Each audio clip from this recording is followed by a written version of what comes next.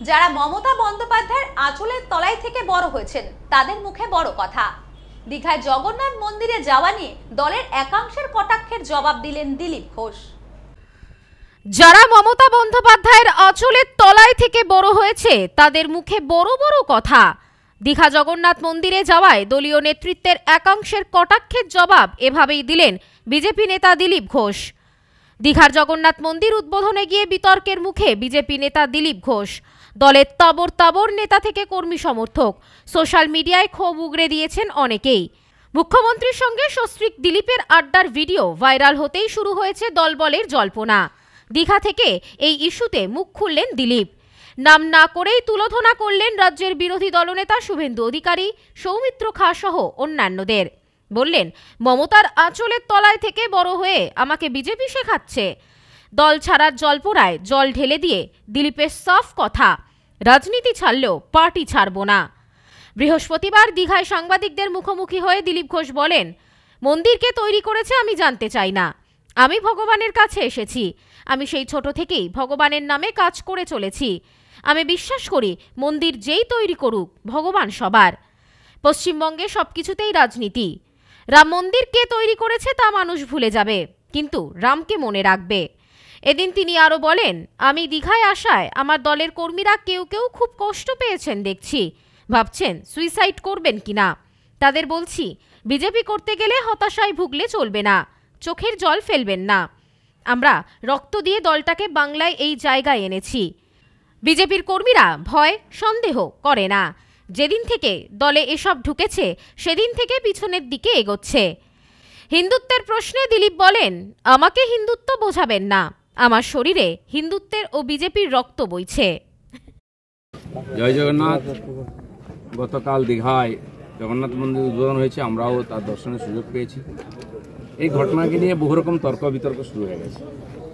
ভগবানকে তর্কের উপরেই রাখা উচিত, কিন্তু অভ্যাসবশত অনেকে বিতর্ক শুরু করেছেন। এবং মজার ব্যাপার, আমি কেন ভগবানের কাছে এসেছি তাতে অনেকের কষ্ট হয়েছে। আমি ছোটবেলা থেকে ভগবানের মন্দিরে যাই, আমি দেখি না কে মন্দির তৈরি করেছে, আমি ভগবানকেই দেখি।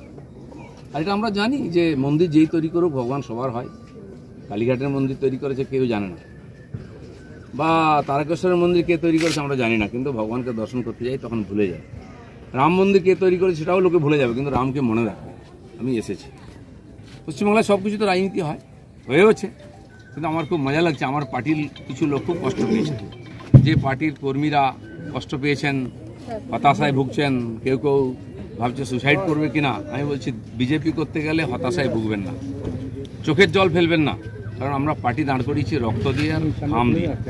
যেন বিজেপির কর্মীরা পেছনে তাকায় না, ভয় পায় না, সন্দেহ করে না। যতদিন আমার মনের মধ্যে, আমাদের কর্মীদের মধ্যে সন্দেহ ছিল না, বিভেদ ছিল না, পার্টি এগিয়েছে।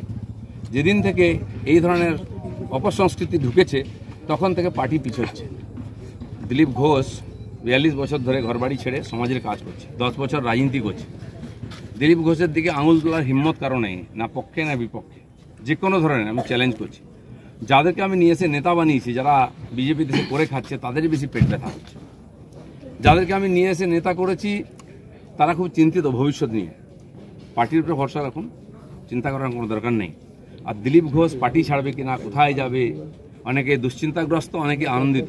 দুশ্চিন্তা করার দরকার নেই, আনন্দিত হওয়ার দরকার নেই। দিলীপ ঘোষ দরকার হলে রাজনীতি ছাড়বে, কিন্তু পার্টি ছাড়বে না, বিজেপি ছাড়বে না, এটা পরিষ্কার বলে দিচ্ছে। কিছু লোক হয়তো চাইছেন আমি পার্টি ছাড়লে জায়গাটা খালি হবে, সুবিধা হবে, সেটা হওয়ার চান্স নেই। কারণ আমাদের কাছে মিশন, পশ্চিমবাংলায় যতদিন না রাজনৈতিক পরিবর্তন হচ্ছে লড়াই চলবে।